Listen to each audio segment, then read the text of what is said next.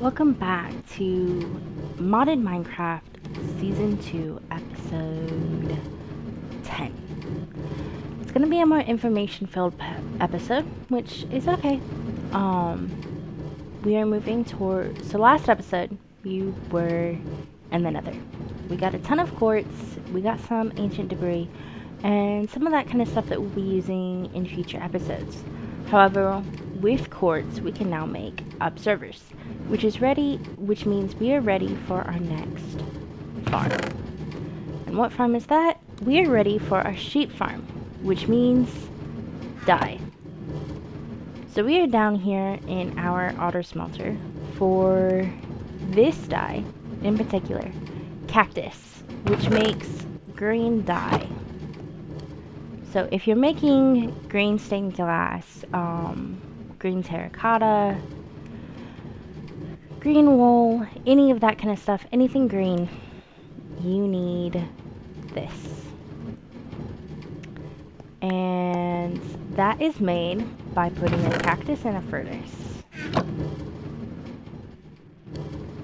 Pretty simple recipe. It's actually the basis for an experience farm that we're going to be using later on. Make up a cactus farm and then go from there.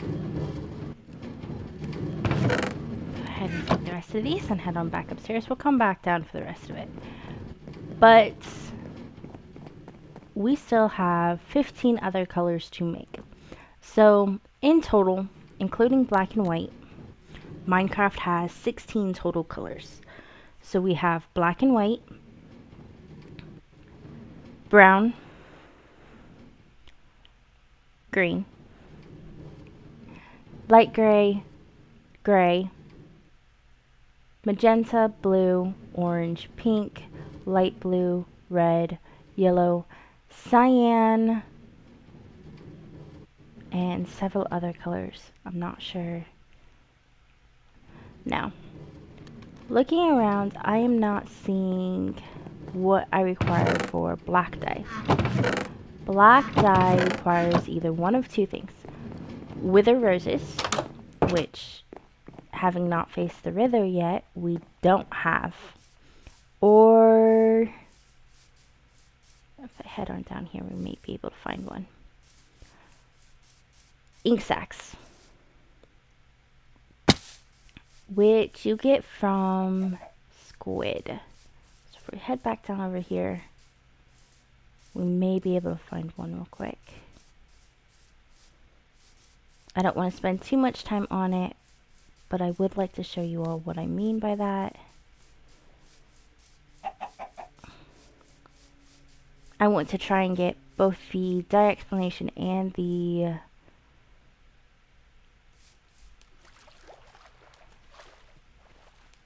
build all in this episode, so we don't have too much time to spend, but we do have a couple of squid over here, so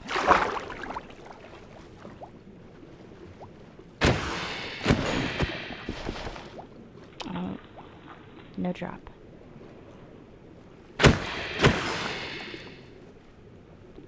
None from that one either. Oh, we've got two. Okay, so let's see if we can get just a couple more. That gives us 3. So if you have looting on your sword, you can get up to, I think, 3. Did we forget one over here? It says we did. Yes. Sometimes a squid can drop as many as 2, I do believe. So with looting 3, you can get as many as 6, actually.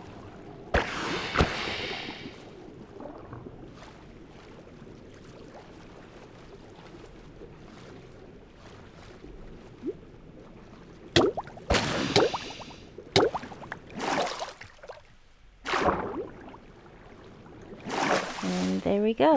So we are gonna head back on up to the base and go from there. That gives us 9 ink sacs. Not bad, all things said and done.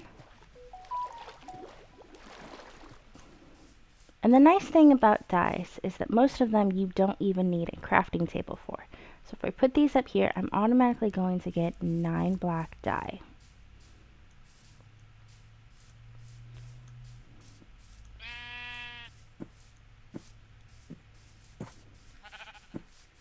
So if we head on back up here, we are going to need a crafting table for a couple of the others. So head on back up here and go from there.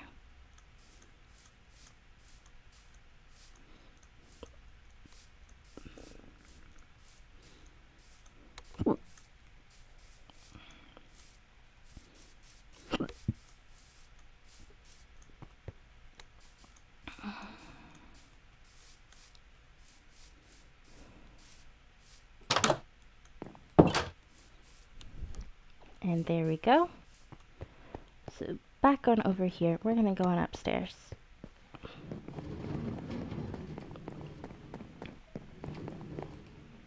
So this one right here. So we've got black dye. Lily of the Valley is one of the only flowers that will give you white dye. It is not the only one, but it is one of the only ones. If you put an oxidized daisy in here, it's going to give you light gray. The same as if you put these azure bluets. It's going to give you light gray. Despite looking like a white flower, it's still going to give you light gray dye.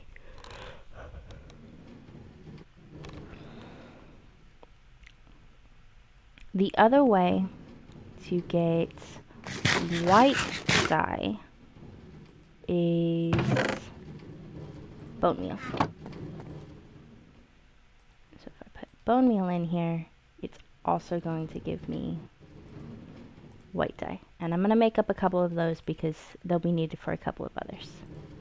So as you can see, we added that white dye in, and we've got a couple of more flower or dyes showing up. So you can get just about every dye from a type of flower. The exclusion to that is going to be green and brown. Brown can only be gotten from cocoa beans. So green can only be gotten from the cactus. Yellow can be gotten either from sunflowers, which is going to give you 2 because they are 2 block high flower, or from dandelions, which are only going to give you 1.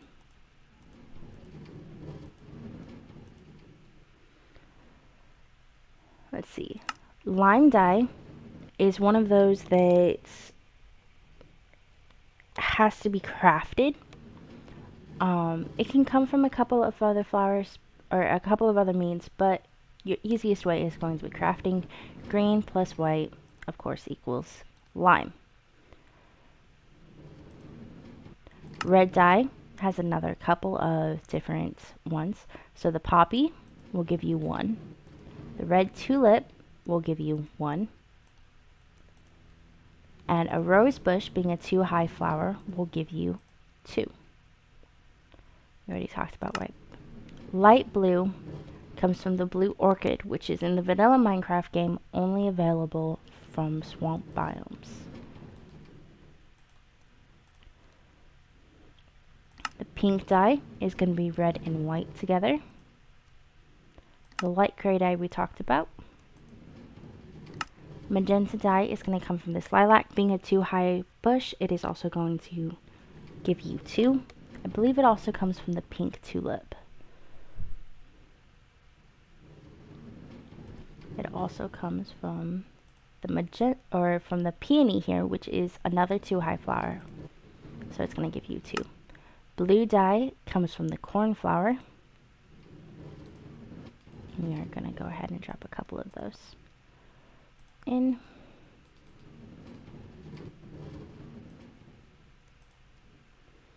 And then we have gray dye, which is again just going to be white and black dye mixed together.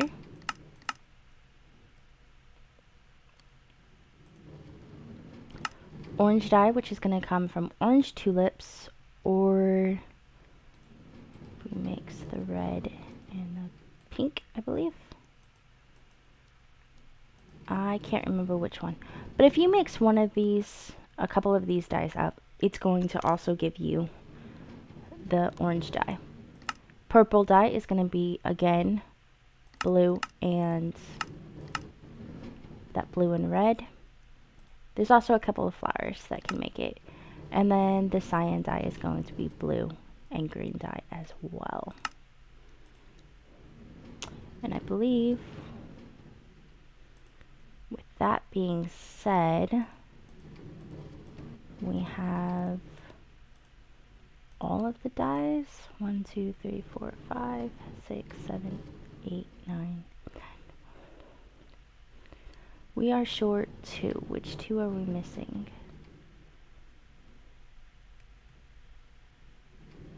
I can't remember off the top of my head. There's our red. Let's see. Did I actually craft the orange dye? No, I did not. So there we are. All 16. And it's time for us to sleep real quick.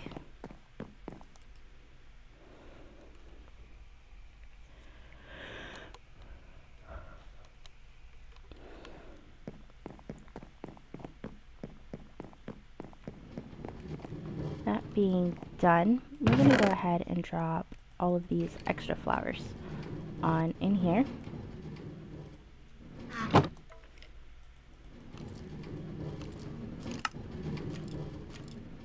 There we go. And then we need some of the quartz that we have moved in here. Should be more than enough. Some redstone. Just gonna put it right here.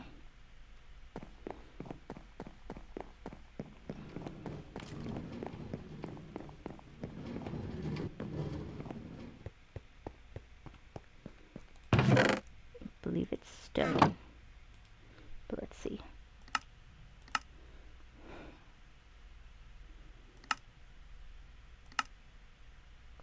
Cobblestone. Easily fixable.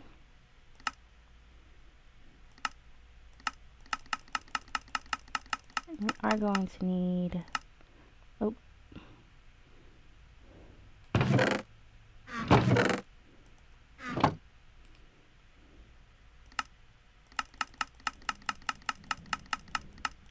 $16 of them. And then along with that, we are also going to need 16 dispensers, which means we need bows. We're gonna go ahead and drop our dye in here real quick. Now, you can use freshly made bows. However, we are not going to at the moment. I don't like using a fresh bow just because it still has a full life into it. It still has full durability. And if at this point in the game I've already made a mob farm, even just a basic one like this, then I should already have bows available to me.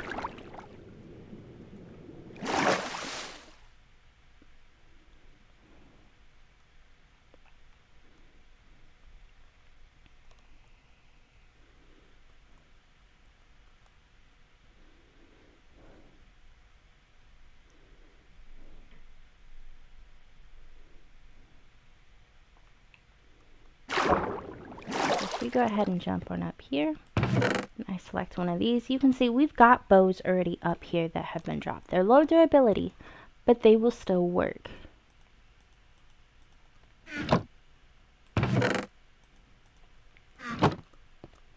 That puts us at 11, 12, 13, 14, 15, 16. Oh, it's an enchanting. I'm breaking 2. Not bad. Once you get some higher looting on your sword, sometimes you can get, I usually don't have to enchant my bows very much. I don't waste, to me it's a waste of levels, especially if I get looting 3 on my sword and I go up to the mob farm. Usually I can get enchanted bows, combine them, and usually I can get pretty, not too difficultly, without too much difficulty, you can usually get a infinity power 2 punch 5 flame aspect bow, which is my preferred. Some people prefer the mending because then they don't have to keep making new ones. I prefer the infinity because then I don't have to keep making new arrows. My first one will probably have mending on it just because that one is a little bit easier of a bow to get and I have a ton of arrows already. But especially once we go to something like the dragon fight, I will definitely want that infinity bow. So if we go back in here,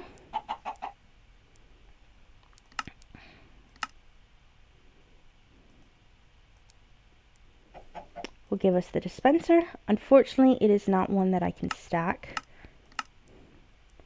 So we are going to need some more cobblestone. With all stack, I can make the bows stack. However, the problem with that is that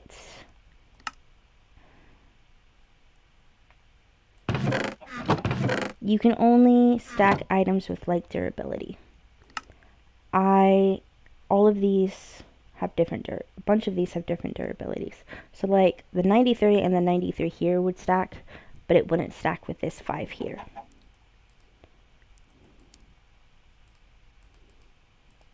So I have one. The nice thing, however, is that once the bow has been added, they will stack.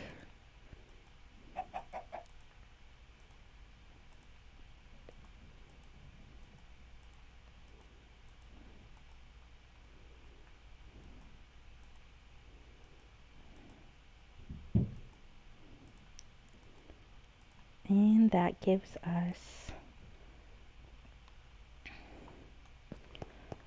all of the dispensers we require.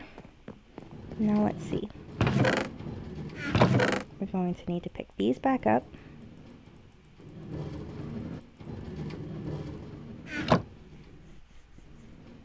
Pick up a full line of this. And if we are being exact, 16 is all we need for redstone. And so I have done the pre-work of setting this up off screen. And we are going to do some of the mechanics now. Oh, I forgot to grab the fences. We'll have to go back up for this, but I can explain it first. So, we have our lines, our railroad lines here, our rail lines here. Powered rails with the redstone here and redstone there. So these are going to go underneath all the pens. On top of them is going to be a rail cart that goes across. Usually I do 2, this time we're only going to do 1. It may be a little bit slower, but we have the joiner here. Eventually I'll probably come in and take this out and just do 2 on both sides. But right now it is set up that way. And then it'll come down here, and we have the 3 hoppers here, 3 hoppers here, into the chests here. And then a 4th hopper there on both sides, and then 2 hoppers here to go into this. And then we have some of the framework of the build I am working on to go around this. It's got to be lit up enough that the grass still grows. Otherwise, there's no point in it. But still be big enough to cover it and still look nice. From there, okay, so mechanics. I didn't bring down the fences, so that side has to wait. But what would happen is that, let's see, you place an observer here, facing in. The sheep is going to be standing here. Have fences over here, fences here, stone in the back here. Sheep is going to sit here, stand here. When it eats, the grass on top of this block is going to change. It's going to be eaten. And it's going to change this grass block into a dirt block. This observer is going to recognize that.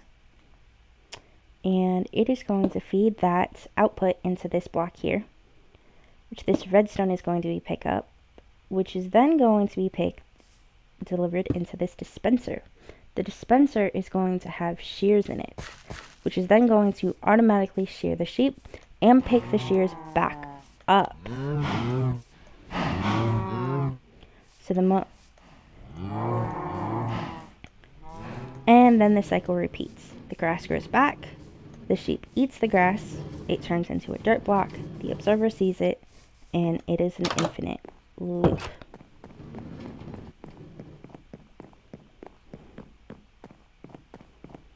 The rail carts underneath will ensure that anything that the shears drop, all of the wool, is picked up. I make it 16 pens for the 16 different colors so that when it comes time, I have the full 16 colors of wool if I want to use that.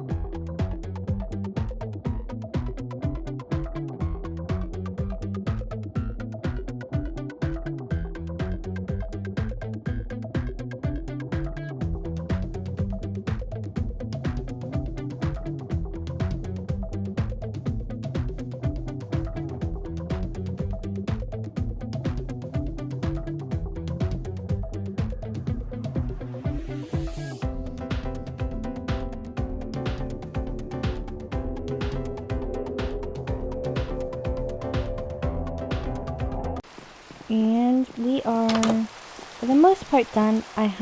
We still have to do the actual outline of the build, the actual build that goes around the farm. We've got a bit of an outline in there now, and we've got to add some more sheep in as well. We've only got part of that one side done, as you can see by the wool blocks on top. But other than that, we are done with our AFK sheep farm, and that will start producing for us pretty well. And though a lot of that we won't be using beyond beds until later when I start doing some bigger builds. It will be nice to have that up and running and gathering resources that we're going to need for later. Thank you for watching this episode of Modded Minecraft, and I will see you guys next time. Have a great and wonderful Minecraft day. This is Amethyst64 signing off.